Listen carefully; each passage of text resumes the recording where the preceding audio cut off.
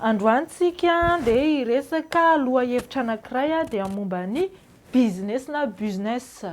Inona moa mahatonga ahy hiresaka an'izay lohahevitra izay satria tena zavatra lehibe izay tonga saina mihitsy ary tsapako teto amin'ny fiainako tato anatin'ny 2 taona izay nanokatra ny masom-panahiko sy ny saiko izany dia mba tiako zaraina aminareo satria tsara tokoa ilay izy.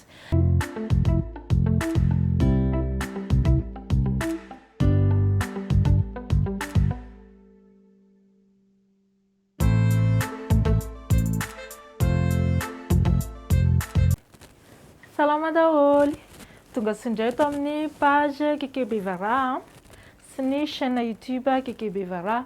Raha izao mihitsy ianao vao manaraka anahy dia kekeny anarako dia afaka ianao misubscribe ny chaîne YouTube sy ny manaraka ny page Facebook Kekebe Vara. Ny zavatra zaraintsika eto amin'ny page dia torohevitra, business ary ny fahamanjana rehetrarehetra mikasika amin'ny volo sy ny tarehy. Marina efa vita any alohan'ny vidéo ka afaka jerenareo na tsy mikasika amin'ny volo sy tarehy ary fa ohatry ny fanalana volovolo zao ohatra dia efa natao ka afaka jerenareo any ambany any raha ohatra ka hoe misy mahaliana anareo ny mikasika an'izay. Raha misy ihany koa zavatra tianareo ataoko vidéo dia afaka manao commentaire ianareo ao ambany hoe manaova vidéo momba an'izao. Fa androantsika dia hiresaka lohahevitra anankiray dia momba ny business na business. Inona moa mahatonga ahy hiresaka an'izay lohahevitra izay satria tena zavatra lehibe izay tonga saina mihitsy ary tsapako teto amin'ny fiainako tato anatin'ny 2 taona izay nanokatra ny masom-panahiko sy ny saiko izany dia mba tiako zaraina aminareo satria tsara tokoa ilay izy. Ka zavatra iray mikasika amin'ny business no ho fakafakako aminareo androany. Inona ny atao hoe business? Ny atao hoe business dia fivarotanao ny servicenao na zavatrinao mba azahoana vola.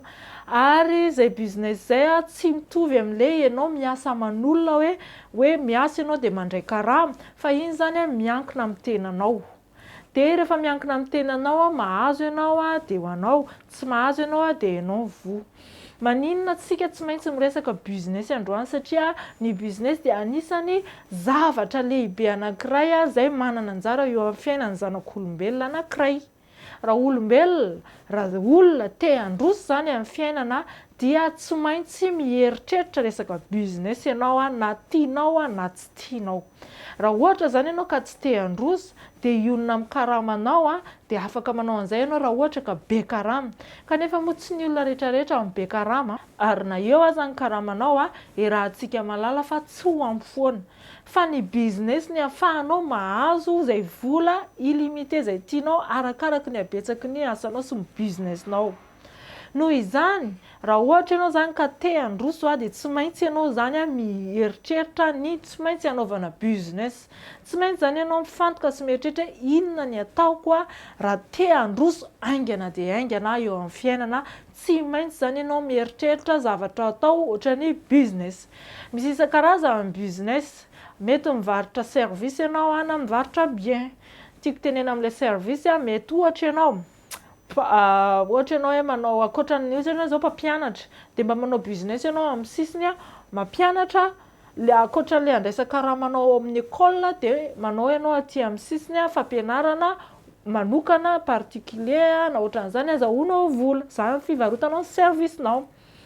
Raha ohatra ianao manam-pahaizana, ohatra ianao hoe mpanao marketing zao ohatra ndraiky ankizy rehetrarehetra zao hoe ny influenceuse sy ny influenceur rehetrarehetra atao amin'ny Facebook zao ohatra efa tsara be ny pageny dia lasa amin'izay izy maka contrat amin'ny olona izy dia avy eo amin'izay partageny eo amin'ny pageny dia mahazo vola izy. Karazarazany service zany izay zavatra izay. Fa afaka koa ianao manao zavatra hoe bien ohatra hoe zavatra azo tsapahitana ohatra ianao hoe mividy an'ity zavatra ity ianao ohatra hoe 2 alina dia varotanao 3 alina dia tsy mifantoka amin'izay zavatra izay irery ihany ianao fa ataonao zavatra maro fa arakaraka ny amarony no mampitombo ny vola azonao. Inona ary ny antony mahatonga anao manao business dia tsotra araka ny teniko teo hoe ny business dia ahafahanao mandroso aingana dia aingana ary azahoanao vola tsy voafetra mitovy ny ao anaty fiche de paie anao na ny ao anaty salaire anao hoe zao fa iny miankina amin'ny businessinao ary na dia ianao aza manana karama dia tsara foana ianao manana business na dia kely ary satria manampy anao amin'ny fiainanao iny.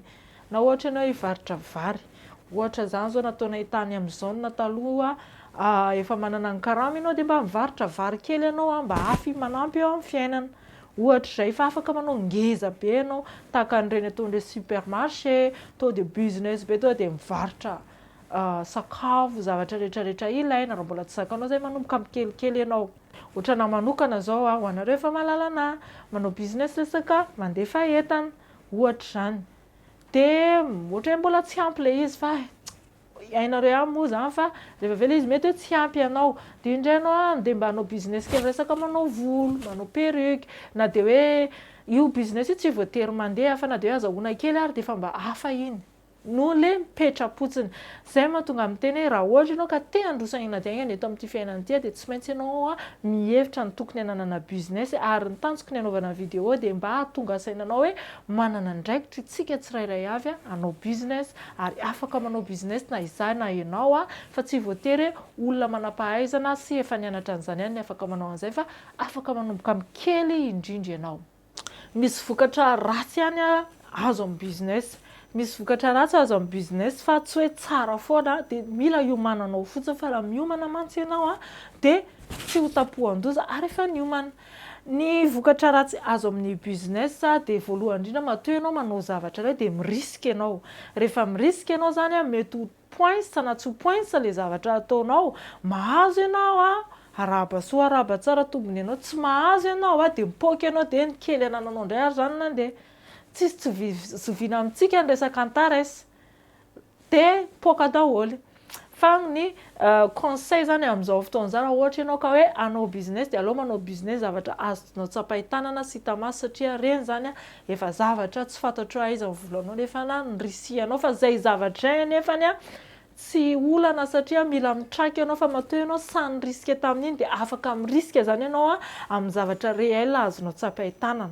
Satria zavatra any an-dakizy be iny ary ninonao maika moa zany fa andeha hivarotra vidy zavatra dia hivarotra zavatra tsy ho vitanao. Tokony zany ianao raha tratran'izay zavatra izay tokony andeha ampahery anao izay zavatra izay fa tsy voamay ampitolefika ianao ka tsy hanaovanao business fa tokony mbola hitady ianao. Ny zavatra kely ratsy ihany koa amin'ny fanaovana business dia mampiasa saina, mampahiya ary tsy mampatory andro manalina ny olona manao business satria tsy mora ny mieritreritra inona ny ampandehan'ity, inona indray ny olana satria maro ny olana sedrainy eny tsefatsefany eny fa ianao mila mivonona amin'izay. Farafantatrao mantsy hoe ahazo olana ianao sady hisedra olana eny tsy niditra tamin'ny business io mihitsy ianao ary raha tsy niditra ianao dia lasa tsy mahazo an'ilay expérience ianao hoe ahoana ny zavatra fa tsara dia tsara ianao mahazo expérience manao an'ilay business ianao dia mahazo expérience ianao tafavoaka ianao dia mihamafy, tsy tafavoaka ianao mila mitraka ary mitady vahaolana.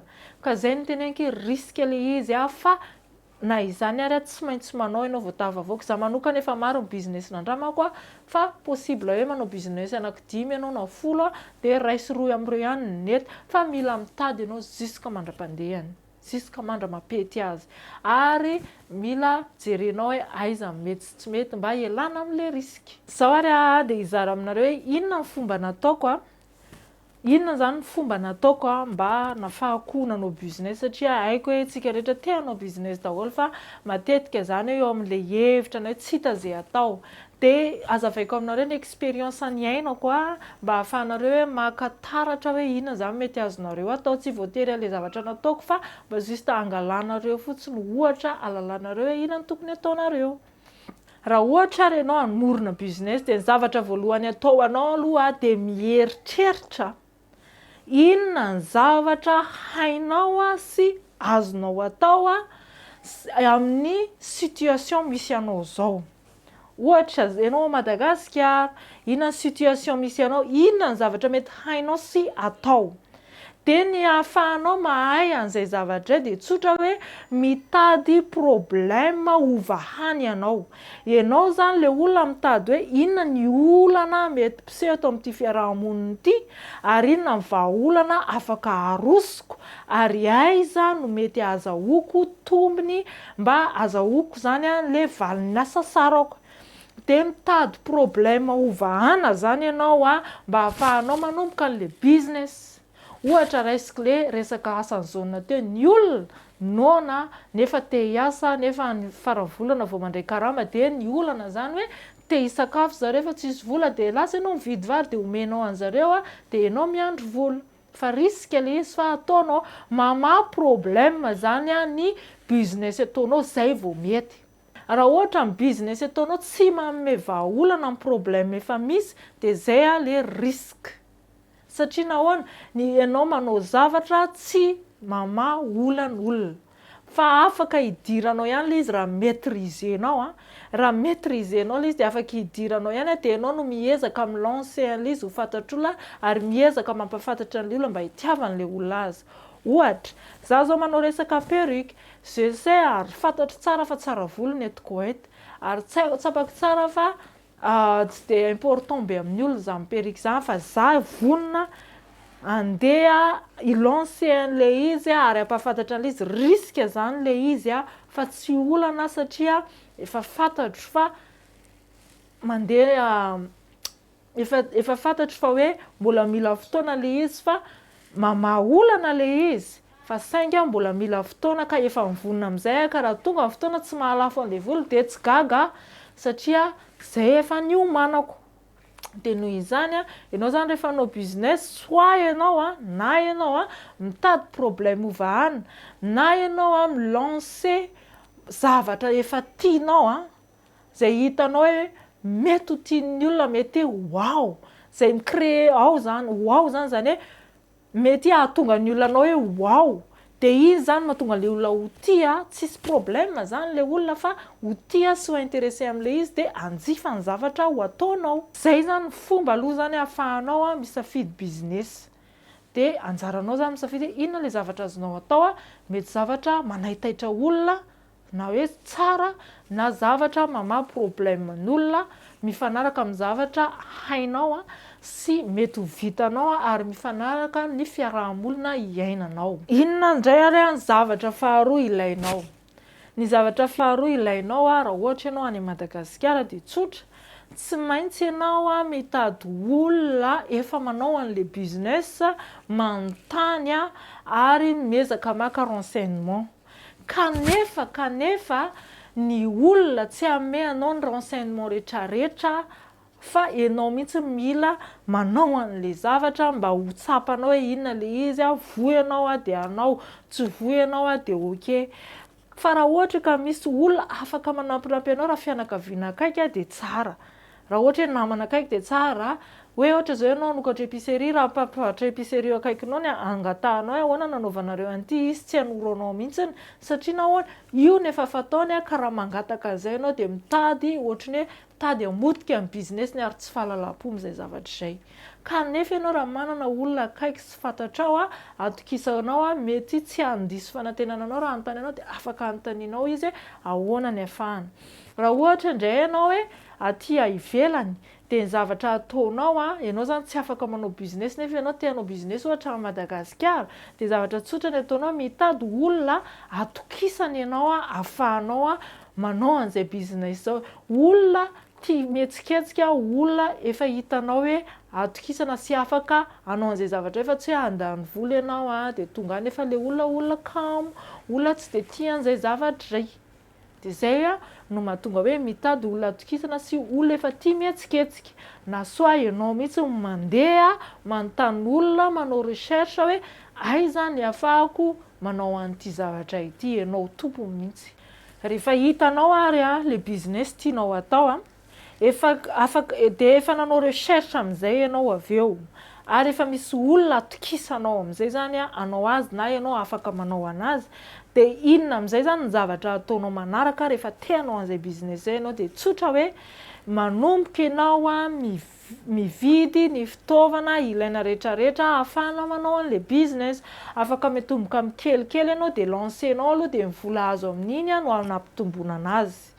Ohatra ohatra hivarotra vola dia efa manomboka rehefa hoe efa vonona za, efa haiko ny anaovana azy dia mividy vola dia lanceko kely, na dia kely aza aloha dia rehefa mahazo amin'iny dia iny ihany ny ahodiny. Dia ohatraohatran'izay, ohatra hoe ilay resaka vary teo ohatra, dia vidianao ohatra hoe vary ray gony dia manomboka aloha ianao zarainao amin'ny olona dia alefa ilay izy andramana. Rehefa hitanao hoe mety ilay izy zay ianao vao miditra manao marobe mba tsy hahatonga an'ilay ianao perta. Satria tsy mety raha tonga ianao dia mihazakazaka be nefa ianao mbola tsy nanandrana an'ilay izy. Raha tonga ianao tsy manam-bola nefa ny business ataonao mila vola, dia noho izany ianao zany tsy afaka manangana an'ilay zavatra satria ianao tsy manana hividianana an'ilay zavatra. Dia zavatra azonao atao dia afaka maka entana amin'ny olona ianao ohatra hoe mitovy ohatra hoe vola dia maka aloha entana amin'ny olona, vola amin'ny olona dia iny anombohana anazy. Raha tena tsisy izay zavatra dia lasa aloha ianao miasa kely mitady asa ianao mitady fond rehefa mahita fond ianao dia sady miasa ianao no milance tsikelikely an'ilay zavatra. Rehefa mandeha ary izay zavatra dia tsara ny businessinao atao ara-panjakana mba haharitra. Raha ohatra hoe hitanao fa efa manomboka ilay businessinao manomboka mety dia mila ianao mandroso dia manao taratasy ara-panjakana satria ianao rehefa manomboka dia be dia be ny concurrence ny fahavalonao dia tsy hanaiko moramora fotsiny ianao manao ny business tsy maintsy mitady problème na mihitsy ianao mihitsy aza mety hanana problème amin'ny clientenao sy ny clientanao dia eo amin'izay ilay ilaina taratasy ara-panjakana ary iny manome anao kokoa hoe fahamatorana satria efa ara-panjakana izy ity ary mandoha vola ianao dia manosika anao sy mamatotra anao iny zavatra iny dia tsara foana atao ara-panjakana ny businessinao na dia kely aza mba hahatonga izy ho ara-dalàna. Rehefa ara-dalàna ianao dia tsisy afaka mikitikitika anao fahavalo. Rehefa vitanao zay en ligne zany le teo dia aveo ianao mitady zavatra dia atao ara-panjakana dia mitady trano amin'izay ary ianao mitady trano ianao ohatra hoe hivarotra vola ny ataonao dia mitady trano ianao mba hahatonga anao hoe hivoatra fa tsy hoe en ligne foana dia en ligne foana dia iny foana dia tsy hivoatra mihitsy ianao. Mitady trano ianao dia apetrakinao présentenao ilay zavatra ataonao ho hitany rehetrarehetra, afaka kokoa ianao rehefa mba hoe manana sièzenao manana ny toeranao afaka kokoa mifahatokisany client anao amin'iny ihany fa tsy olona maniditsidina foana. Amin'izao ny zavatra en ligne efa tsy atokisan'ny olona fa rehefa manana ny eto ianao na ny olona mandalo aza manontany anao amin'izay fotoan'izay. Ka tsara zany manao raha tianao androso foana ny businessinao rehefa nandalovanao daholo ireo étape rehetrarehetra ireo dia tedava amin'izay toerana ahafahanao manokatra an'ilay zavatra na dia kely aza aloha. Rehefa avy eo amin'izay rehefa misokatra ary ilay zavatra dia ny zavatra ataonao dia ianao no manao anazy aloha mba hiassurenao fa mety tsara ilay izy, ianao no mandray andraikitra.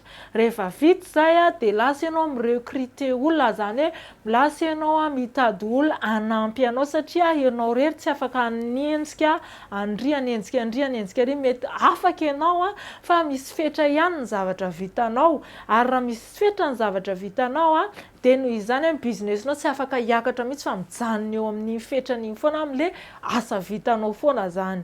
Fa rehefa manomboka ianao zany hoe te handroso dia mila ianao mitady olona anao ny asa sasany mba ahafahan'ilay business mandeha aingana dia aingana kokoa. Ohatra zao ianao manao volo araka ny teneniko teo amin'ny manaraka ianao efa mba manana ankizy ianao mpametaka perruque, manana ankizy ianao juste mpanao publication ery fotsiny, manana ankizy ianao mandeha mitondra perruque isaky ny client dia ianao juste sisa hoe mitady izay hampandeha azy ety ambadika ety sy mividy volo. Rehefa kelikely ianao indray efa apetrakinao amin'ny olona iny dia efa manao business hafa ianao ohatra manangana zavatra hafa. Noho izany aza atao hoe zavatra ratsy ny mampianatra ny businessinao amin'ny olona fa zavatra mahasoa anao izay zavatra ary ny olona ampianarinao mazava ho azy fa tsy hoe ampianarinao izy dia andeha fa mazava hoazy ny olona ampianarinao dia tokony ranondrariny sitsiny anao ny asanao satria ny antony ampianaranao azy dia ny anaovana ny asanao. Ka raha ohatra hoe ampianarinao izy dia andeha dia tsy rariny mantsy zany, fa atao tsara ny contrat ampianarina izy dia manao ny asanao.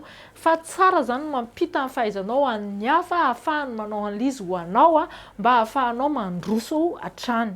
Rehefa vita ary rehetrarehetra zay rehefa manana olona rehetra ianao hainao ny tantana azy dia tsotra be mametraka olona amin'izay ianao hitantana azy. Zay le mahatonga le tia ny DG tia ny PDG satria mametraka olona zareo hitantana anazy mba ahafahany mitady business hafa, tsy hoe ianao mametraka olona hitantana azy dia lasa ianao mandeha matoritory any an-trano miembotra ianao raha zay ny zavatra misy, fa mametraka olona ianao mba ahafahanao mitady zavatra hafa atao na mitady zavatra hafa mba hampandehanana mihoatra an'le business indray. Mahatonga anao mametraka olana satria tsy te engagé zavatra maro be ao anaty lohanao ianao fa amenao an'le olona dia avy eo ianao afaka mitady zavatra hafa, fa tsy hoe amenao olona le izy mba hahatonga anao hicroiser les pieds any an-trano fa raha zay le zava-misy dia lasa tsy mandroso le businessinao fa lasa mihemotra. Dia izay ary ny fizarana indray aloha momba an'izay business zay raha ohatra zany ianao ka hoe te hanana business hoe handroso manomboka am'tsikelikely dia inona ary ny atao dia enoy tsara ny vidéo ary arao fa ho hitanao, ary zany zavatra rehetrarehetra zany dia oral fotsiny ary zany dia théorie fotsiny fa mila anao tonga dia sa mijoro manapa-kevitra manomboka avy hatrany raha ohatra ianao ka mbola tsisy ninina dia manomboka mitady aloha zany dia rehefa sahy ianao dia tsy maintsy mahita vokatra ianao avy eo, fa ny olona mipetra-potsiny sy matahotra tsy hanao ninina dia tsy afaka ny handroso mandrakizay mihitsiny. Ka dia misaotra antsika rehetra naharitra ny eny hatramin'ny farany dia mirary soa antsika rehetrarehetra hanangona business tsara be mba hampandroso ny fiainantsika sy ny fianakaviantsika. Dia misaotra tompoko.